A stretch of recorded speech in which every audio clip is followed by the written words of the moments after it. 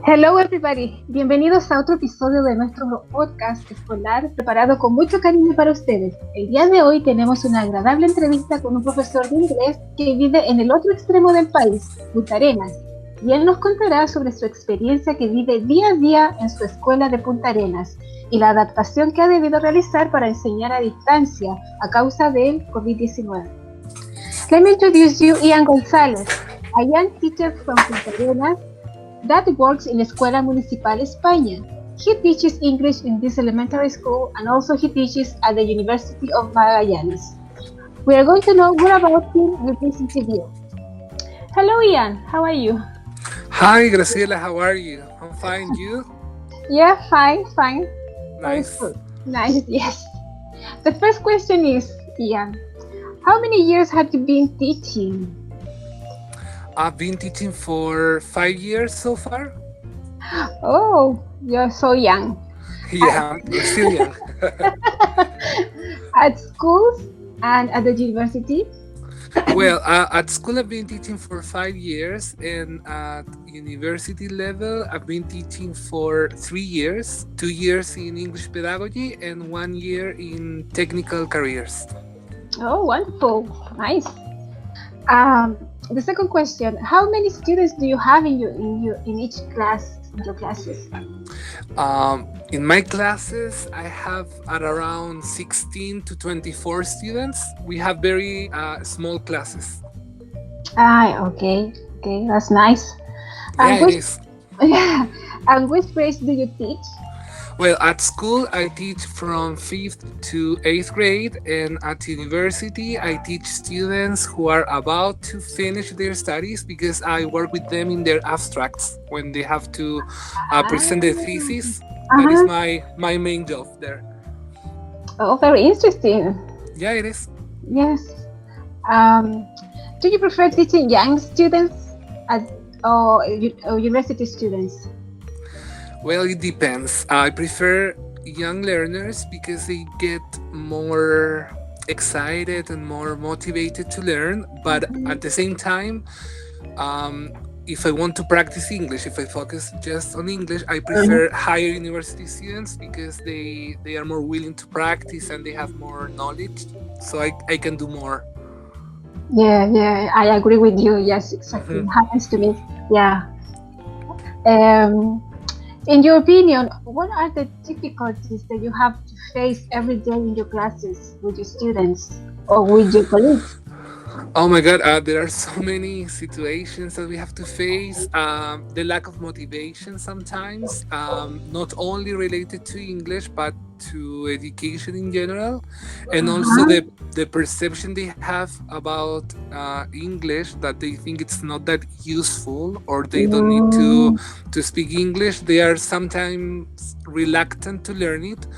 Anyways, we have a positive side here that tourism is very important in my region, so they mhm. kind of see the importance of learning this language. Yes, I see. I think that there are a lot of tourists in your city, no? They Yeah, visit.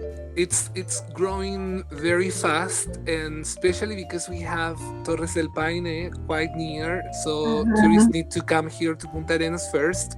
So they sometimes stay a few days, so that has increased our tourism here.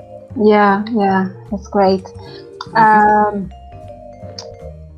uh, what is the most difficult issue to deal with according to your difficulties in classes? The most difficult issue, I would say, that's a difficult question.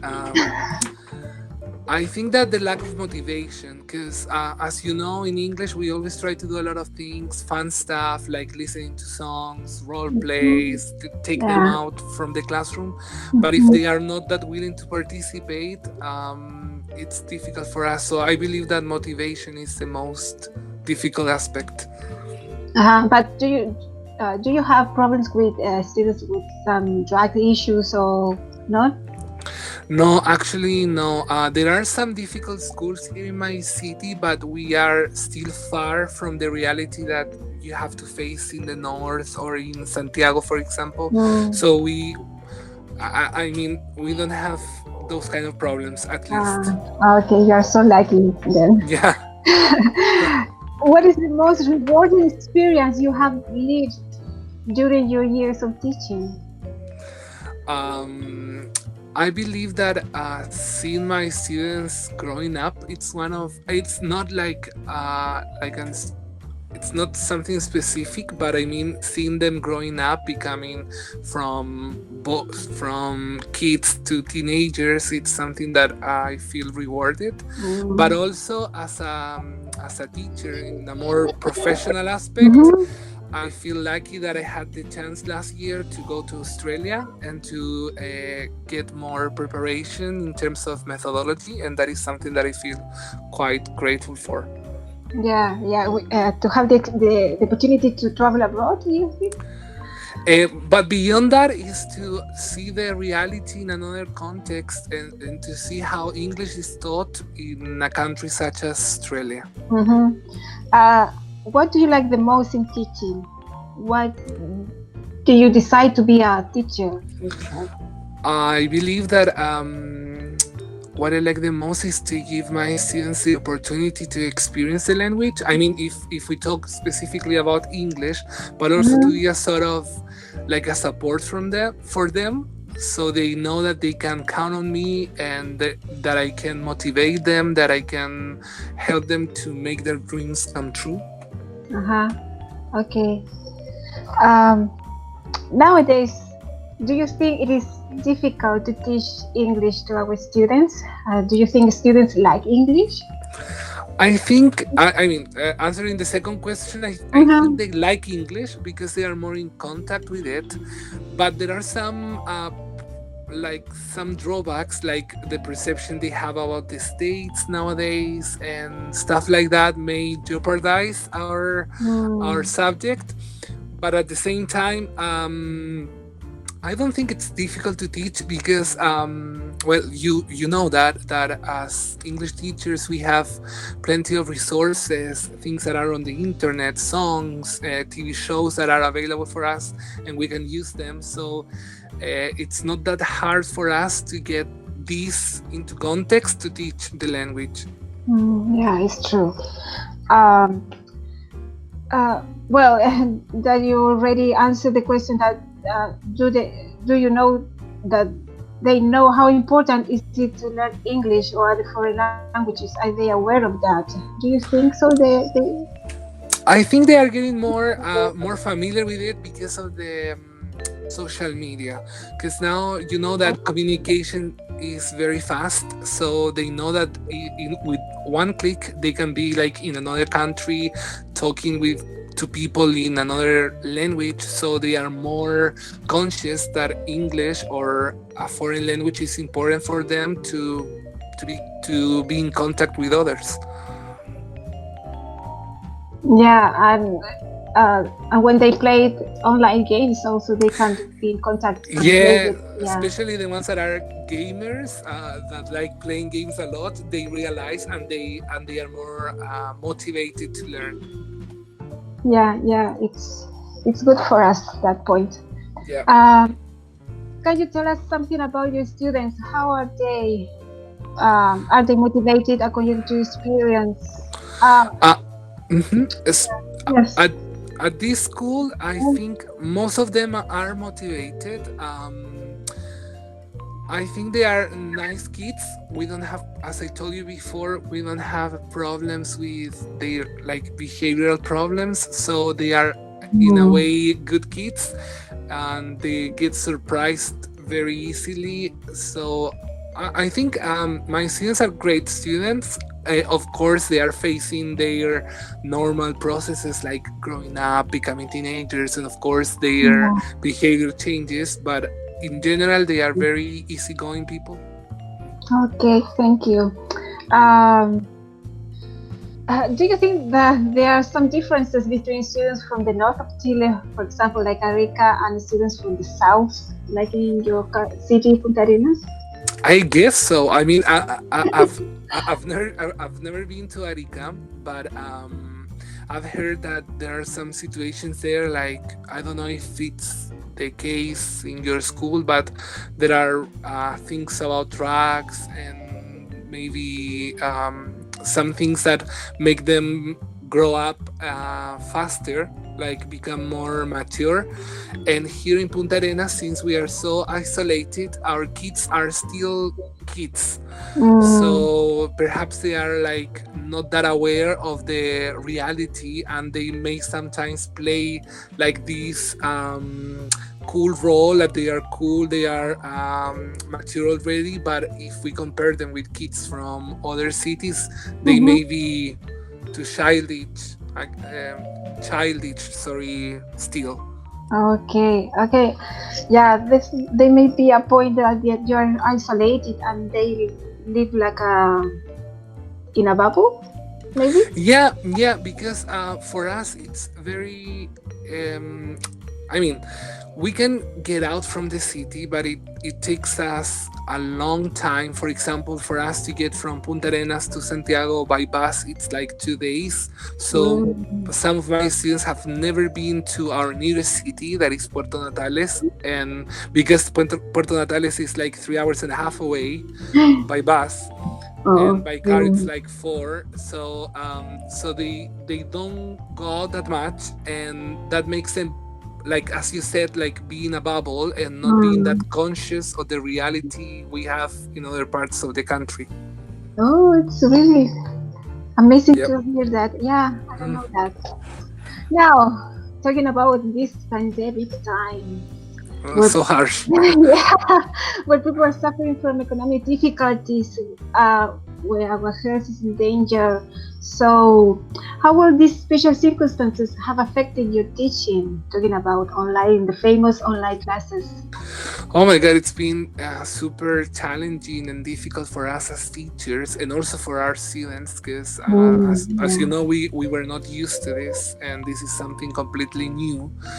And it's been difficult, it's been challenging. We are working well, this remote teaching, and we are sending handouts through the internet. And also now my school is working on Google Classroom. They have got Mm, like the permissions to have these G Suites accounts. yeah. So now we have access to more tools, which is great, but at the same time it demands us to have more knowledge and to be more in the computer, which is not that great, because at the same time, I mean, we have to cover and we have to do what we need to be teachers, but at the same time we are people who are facing this pandemic and who have emotions, and of course sometimes you don't feel in the best way possible and you don't want to teach, because that happens, and but you have to do it anyways. So Yeah. it's been chaotic, I think, for everybody. Yeah. The emotional uh, Side, yes. side is affect us now that we are closed in our houses. Yes, I mean, and as I said, it's not only difficult for us as teachers, but also for our students, especially thinking that sometimes they don't have enough resources to have access to these new tools. So Hmm. that is difficult, and I think that the main concern now for families is not teaching, but to be safe and to have Yeah. food and other aspects that may not be teaching. Yes, that's true. For you, has it been easy to modify your methodologies to develop your online classes? Not at all. No, because normally I try to have like very active lessons, like Mm-hmm. always doing group work and role play and listening to songs, playing games, standing up, sitting down, and stuff like that. And it's Uh-huh. super difficult to take that from the classroom and put it on the internet. It's almost impossible. Yes. So I think that I have never made as many handouts as I'm making right now.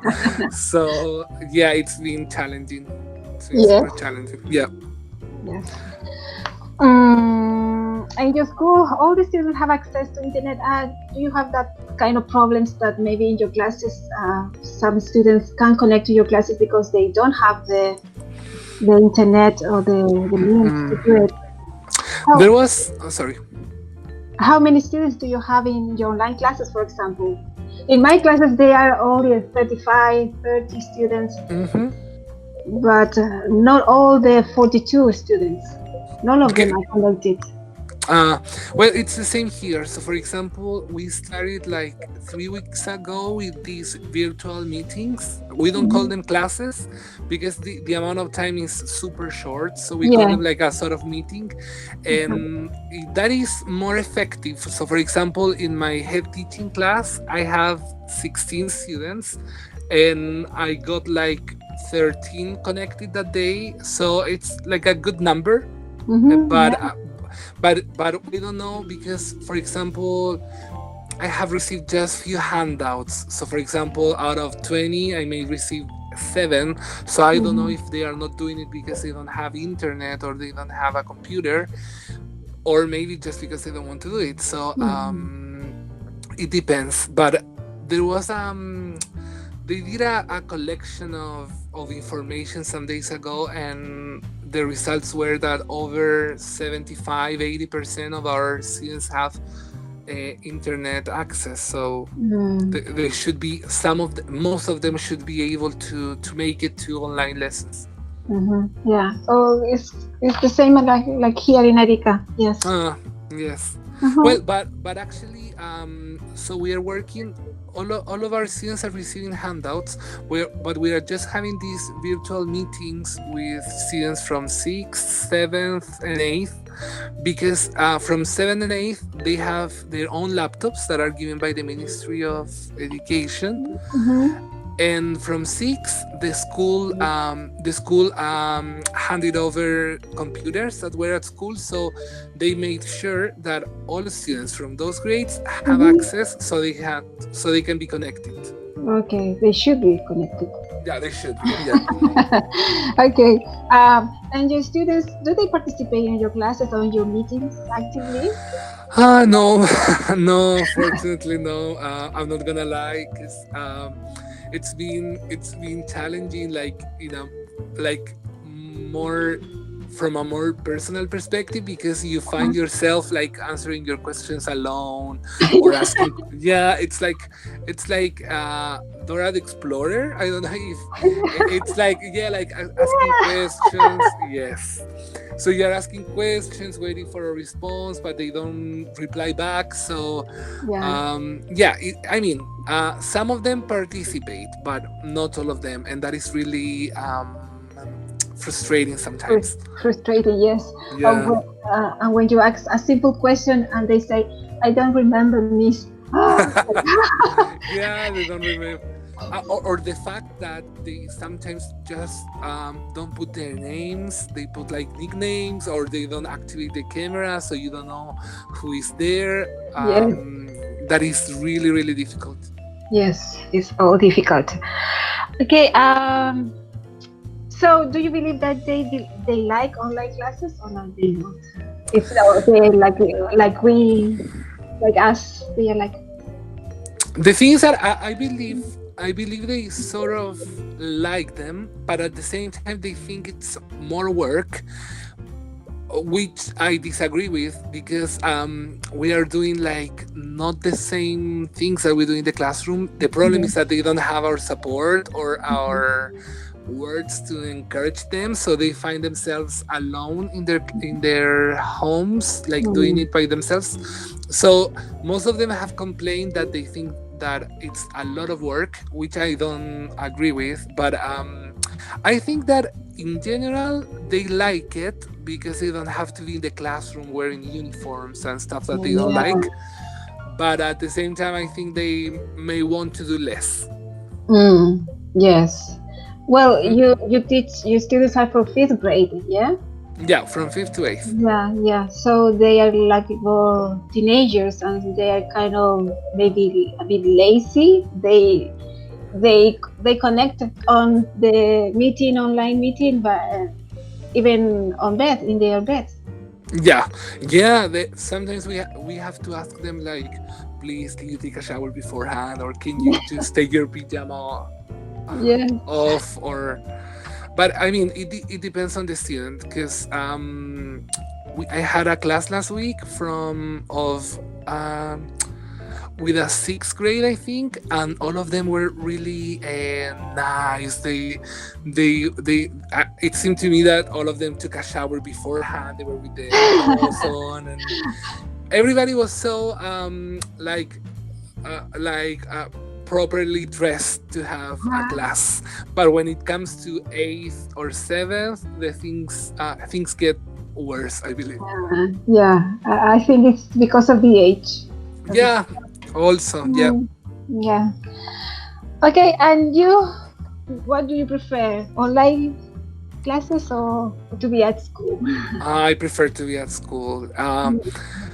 Because I mean, there are two reasons. The first one, I think that the we have been working more than ever. It's like people think that we are always available, and that is not the case because we have families, we have things to do, and we cannot be connected or be with our cell phones all day long.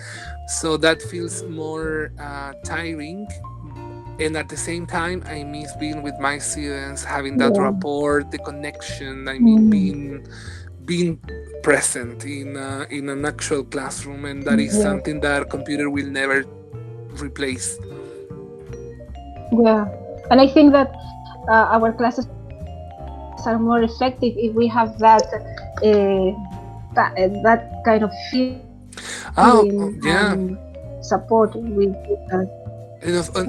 Also because our focus as English teachers is to make them produce a language to speak to work in groups, and that is something that you cannot achieve on the internet. Yes. Okay, and it's a pleasure. But before we go, I would like to thank you, Ian, for allowing us to get to know a little bit more about your teaching experience in the extreme south of Chile, Punta Arenas. And we hope to have you in other opportunities talking about your amazing experiences traveling abroad. Thank you so much. YouTube channel. Okay, yeah, thank you. Thank you so much. Thank you for having me. It was really nice. It was really nice to be in contact with you and to talk about this that sometimes we don't have the opportunity to talk about, and it's been really nice. Thank you very much. Yes. And I think that all along the country, along Chile, teachers are experiencing the same things. I think we share. The same feeling. Yeah. So, muchas gracias también a todos nuestros oyentes que nos acompañan hoy desde diferentes lugares. Nos vemos en el próximo capítulo de Educational Speaking. Bye bye. Bye. Bye, Jan. Thank you so much. Thank you.